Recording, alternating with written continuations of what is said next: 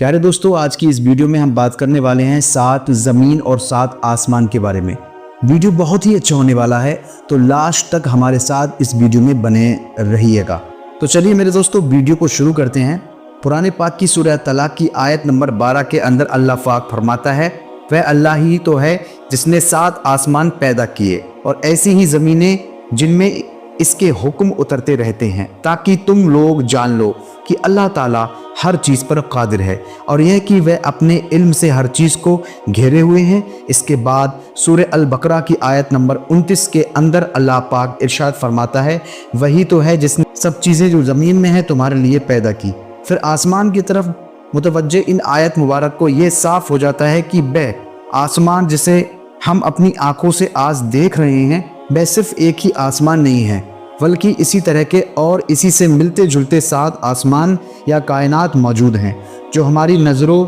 और सोच से बहुत दूर हैं। बिल्कुल इसी तरह के 7 ज़मीनों के बारे में भी बताया गया है, जो कि एक अक्लमंद इंसान के दिमाग में ये सवाल ज़रूर पैदा हो सकता है कि एक के ऊपर एक 7 आसमानों और 7 ज़मीनों का मतलब क्या है। क्या वाकई हमारी इस दुनिया की जैसी और भी कई दुनिया आबाद हैं जहाँ पर इंसान जैसा या कोई भी और मखलूक रहती है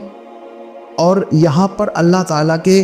अहकामात भी नाजिल होते हैं जो कि हमारी इस दुनिया से बिल्कुल अलग हैं, या फिर इससे मुराद ज़मीन के चारों तरफ मौजूद कुदरती लेयर्स हैं, जैसे कि top sphere, stratosphere, mesophyll, thermosphere या ज़मीन का कुदरती नेटिव फील्ड, या फिर ओजोन लेयर वगैरह हैं, जो कि हमारी ज़मीन को हर वक्त आसमान से आने वाले ख़तरों से बचाती हैं और ज़मीन पर इंसानों को ज़िंदा रखने के लिए बहुत ही ज़रूरी है। जहाँ तक आसमान की बात है तो इस बात में कोई शक नहीं कि 7 आसमान का मतलब हमारे आसमान जैसे 6 और आसमान भी हैं,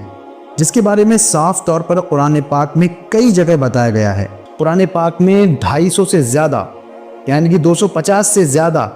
जगह पर आसमान के बारे में बताया गया है, जैसे कि सूरह अनबा की आयत नंबर 12 के अंदर अल्लाह ताला इरशाद फरमाता है, और हमने तुम्हारे ऊपर 7 मजबूत आसमान बनाए। बिल्कुल इसी तरह से सूरह बनी इसराइल की आयत नंबर 44 में अल्लाह पाक ने फरमाया, 7 आसमान और 7 ज़मीन और जो मखलूक उनमें है सब उसी की पाकी बयान करते हैं, और कोई भी शय ऐसी नहीं जो उसकी हम्द बयान करने के साथ उसकी पाकी बयान ना करती हो, लेकिन तुम लोग उन चीज़ों की तस्बीह को समझते नहीं। बेशक वह हुक्म वाला बख्शने वाला है। यानी कि खालिक कायनात ने सिर्फ एक ही नहीं बल्कि 7 कायनात बनाई हैं। इन्हीं कायनातों के अंदर ज़मीन की तरह की ही कई ज़मीन मौजूद हैं जहाँ पर कई नामालूम मखलूक आबाद हो सकती हैं, जैसे कि हज़रत आदम अलैहिस्सलाम के ज़मीन पर आने से पहले ज़मीन पर जिन्नात आबाद थे। इसके अलावा नबी पाक सल्लल्लाहु अलैहि वसल्लम सफ़र मेराज इस बात का पक्का सबूत है कि जब अपनी जन्नती सवारी बुराक पर सफ़र करते हुए हज़रत जिब्राईल अलैहिस्सलाम के साथ तमाम आसमानी रास्तों को आप सल्लल्लाहु अलैहि वसल्लम ने पार किया, जिसके अंदर 7 आसमान भी शामिल हैं। आपने पहले आसमान पर जिसका नाम रख किया है और ये दूध से भी ज़्यादा सफ़ेद है, यहाँ पर हज़रत आदम अलैहिस्सलाम से मुलाकात की। फिर दूसरे आसमान पर जिसका नाम फ़ैदुन या माउन है और ये ऐसे लोहे का बना है जिससे रोशनी की किरणें फूटती हैं, यहाँ पर हज़रत ईसा अलैहिस्सलाम से मुलाकात की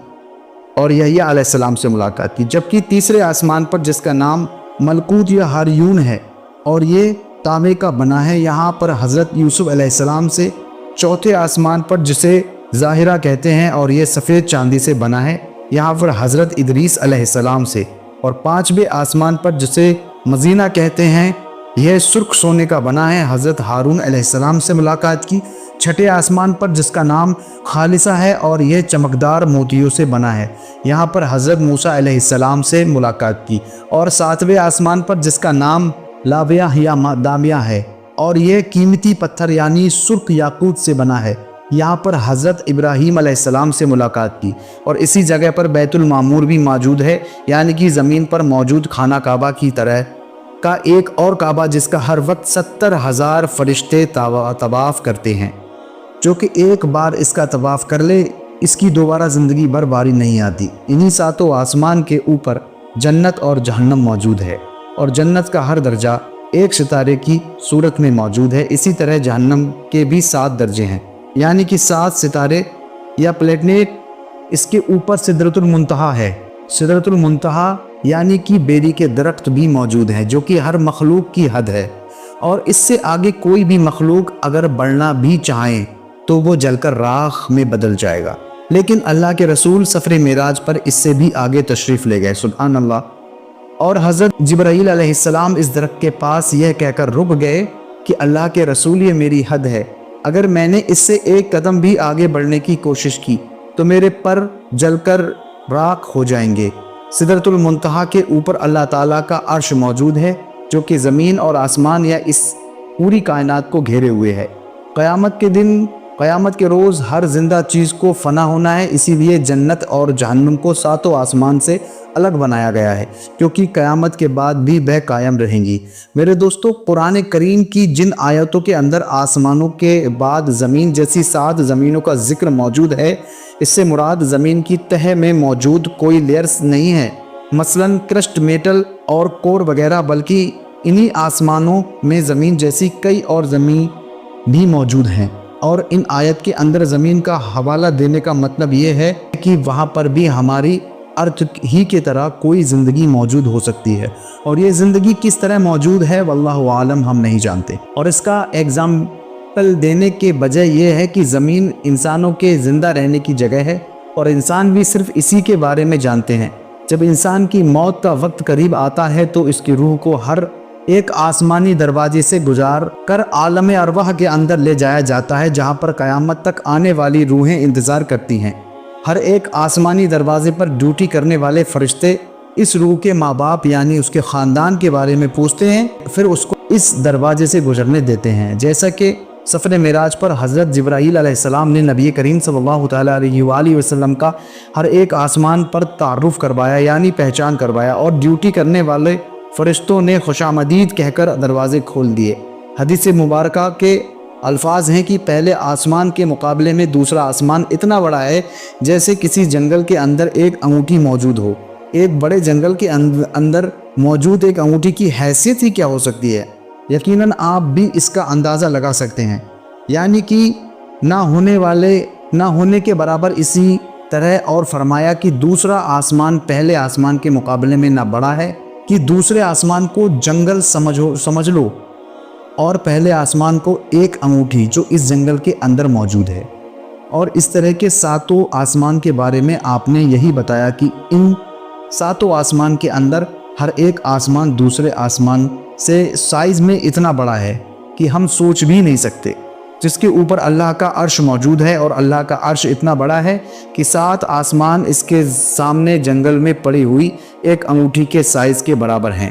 اسی بات کو آج سائنس ملٹی ورس تھیوری کہہ کر کچھ اس طرح سے اس کی وضاحت کرتی ہیں کہ ہماری اس دنیا جیسی کئی اور دنیا بھی موجود ہیں جو کہ ایک دوسرے سے الگ الگ ہیں۔ اس پر دنیا کے سبھی سائنٹسٹ یعنی یقین رکھتے ہیں، جسے مشہور کوسمولوجسٹ ڈاکٹر ایلن گتھ نے نیومیریکل کیلکولیشن سے ثابت کیا اور بتایا کہ جس کائنات کو ہم اب تک سب کچھ سمجھ رہے تھے وہ دراصل ہماری اس پوری کائنات کا ایک چھوٹا سا ٹکڑا بھی نہیں ہے، جسے ہم آبزرویٹو اس کے مقابلے میں 3 ملٹیپلا y 10⁻23 ٹائم گنا بڑی ہے، یعنی کہ ایسی کائنات جسے ہم نہ تو دیکھ سکتے ہیں اور نہ ہی کبھی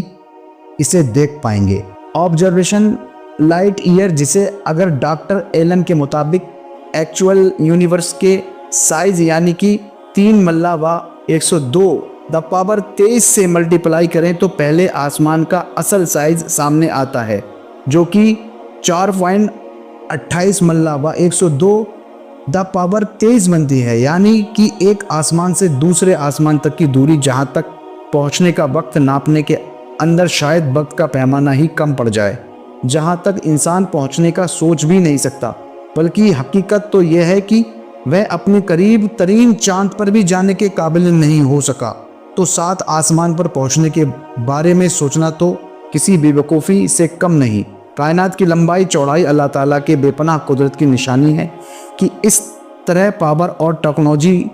حاصل کرنے کے باوجود انسان پہلے آسمان کا سرا تک نہیں ڈھونڈ پائے۔ خود قرآن کریم نے چیلنج کیا ہے کہ انسان آسمان اور زمین کے دائرے سے باہر نہیں نکل سکتا۔ جہاں تک اس کی حد مقرر ہے میرے دوستوں، کسی چیز کا آنکھوں سے نظر نہ آنا اس بات کی دلیل نہیں ہے کہ وہ چیز دراصل موجود نہیں ہے، کیونکہ ہماری اس دنیا کے اندر بھی بہت ساری ایسی چیزیں ہیں جنہیں ہم نہ تو دیکھ سکتے ہیں اور نہ ہی چھو سکتے ہیں، لیکن وہ حقیقت کے اندر موجود ہیں، اور ہم ان چیزوں کو صرف اسی لیے مانتے ہیں کہ یہ ہماری یقین کرنے کی چیزیں ہیں اور اس سے ہم انکار نہیں کر سکتے۔ مثلا gravity, dark matter, dark energy, electromagnetic waves اور اس طرح کی کئی چیزیں ہماری دنیا اور کائنات کے اندر موجود ہیں،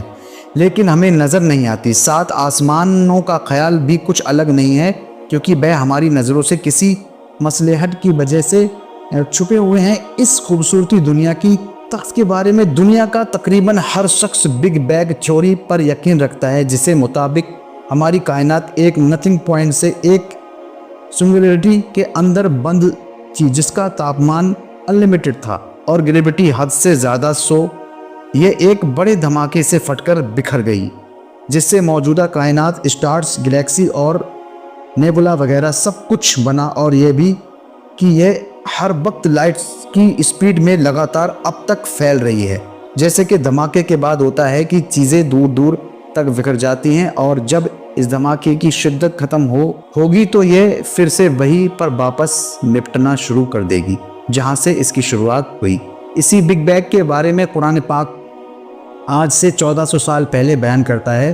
کیا کافروں نے نہیں دیکھا کہ آسمان اور زمین دونوں ملے ہوئے تھے، تو ہم نے ان کو جدا جدا کر دیا اور تمام جاندار چیزیں ہم نے پانی سے بنائیں، پھر یہ لوگ ایمان کیوں نہیں لاتے؟ جبکہ اس کائنات کے ختم ہونے کے بارے میں اللہ پاک فرماتا ہے، کیا تم نہیں دیکھتے کہ جتنی چیزیں زمین میں ہیں سب کچھ خدا نے تمہارے اختیار میں دے رکھا ہے،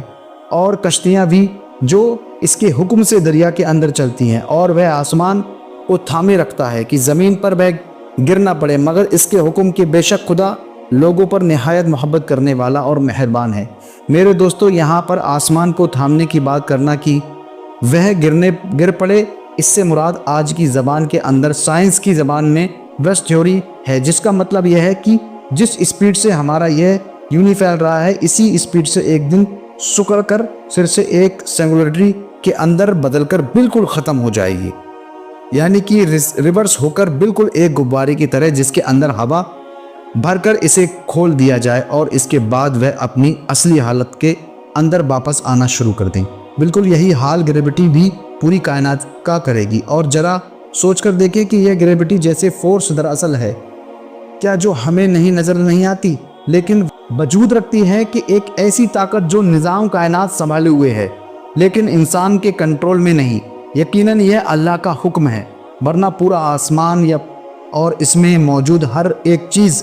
آج ہی سائنسوں انسانوں پر گر پڑے۔ آج سے 1400 سال پہلے اس کائنات کے بننے، اس کے ختم ہونے اور اس کی لمبائی چوڑائی کے بارے میں عرب کی سرزمین پر جب کسی بھی قسم کا کوئی آسمانی یا سائنس کا کوئی علم موجود ہی نہ تھا، تو پھر کس نے اپنے پیارے پیغمبر حضرت محمد صلی اللہ تعالیٰ علیہ وسلم کو یہ سب باتیں اتنی ڈیٹیل سے بتائیں، جسے آج 21ویں صدی کی سائنس آج کے دور کی سب سے بڑی اپلبدھی کے طور پر پیش کر کے فخر محسوس کرتی ہے، جو ہمارے نبی صلی اللہ تعالیٰ علیہ وآلہ وسلم نے پہلے سے ہی کہہ رکھا ہے، بتا دیا ہے۔ یقیناً اس خالق نے جو اس پوری کائنات کو پیدا کرنے والا ہے، اس کے رازوں کو جاننے والا ہے، وہ اس پوری کائنات کا اکیلا بادشاہ ہے، جس کے دستے قدرت کے اندر اس پوری کائنات کا ہر ایک ذرہ ہے، اور وہ اس ذرے سے بھی بے خبر نہیں ہے۔ مجھے امید ہے کہ آج کی اس ویڈیو میں آپ کو بہت کچھ نیا سیکھنے کو، جاننے کو ملا ہوگا، اور یہ ویڈیو آپ کو پسند ضرور آئی ہوگی۔ اگر آپ کو یہ ویڈیو ذرا بھی پسند آئی ہو اور ایسی ہی ویڈیو آپ اگر دیکھنا چاہتے ہیں تو ہمارے اس ویڈیو کو لائک اور شیئر کریں، ہمارے چینل کو سبسکرائب ضرور کر لیں۔ ملتے ہیں ایسی ہی خوبصورت ویڈیو کے ساتھ، تب تک کے لیے اپنا خیال رکھنا۔ اللہ حافظ۔